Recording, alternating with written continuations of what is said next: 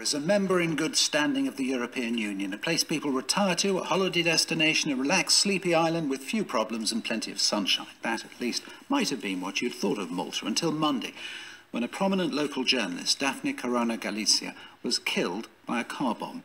This morning, her son has posted on Facebook that his family has refused to support an offer from Malta's Prime Minister, Joseph Muscat, for €1 million reward for evidence in the case. We are not interested in a criminal conviction, only for the people in government who stood to gain from our mother's murder to turn around and say that justice has been served.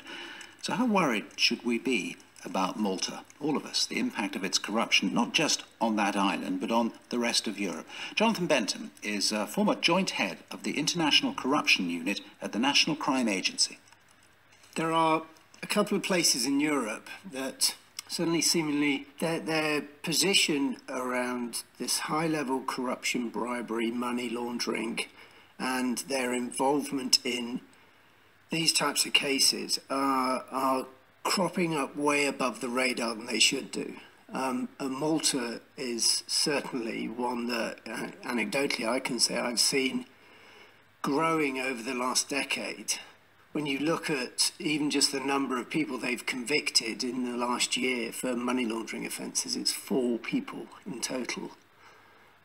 Yet the scale of some of the illicit money that can go through there, I mean, one particular case I dealt with a few years ago was 100 million, where it was all cooked up and sorted out in Valletta, put through private banks there and then put into the UK financial system to be laundered.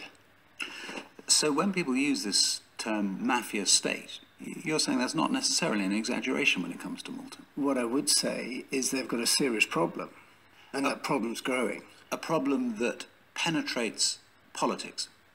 You cannot operate at the level that you need to move tens, hundreds of millions without having corruption with its tentacles reaching into all areas. There's a process of submitting reports to say how much suspicion there is within the banking system, and there was only 565 last year from Malta. Whilst that doesn't necessarily illustrate the correlation between the money laundering problem and the mafia state and the politics, it illustrates that there's a problem there. And an island that has a growing position in moving huge amounts of money into international financial centres, yet it's convicting 4 people of money laundering in 1 year. And the point you're making there, then, is that suggests to you a penetration of Malta's politics and judicial system as well. You know, one would be fairly comfortable in saying that there isn't the confidence in the judicial process, and that independence, that rule of law, and everything that goes with a well-governed state, in as much as the figures don't stack up. This is a European Union state. It will surprise people. Should it? It should, and I think it will. I think it will. And again, anecdotally, I've seen when we dealt with the Arab Spring and all the billions that was laundered from just Tunisia, Libya, and Egypt. I know for a fact that there were a number of people flying to Malta to investigate and try and look at and understand the illicit money that had gone missing. And is it fair to say that Malta, to an extent, has depended, has wanted, has encouraged money to come to Malta? For instance, people buying homes there, but actually not to live in, but just to be able to get a Maltese passport. That sort of thing has happened to an extent that you think is damaging.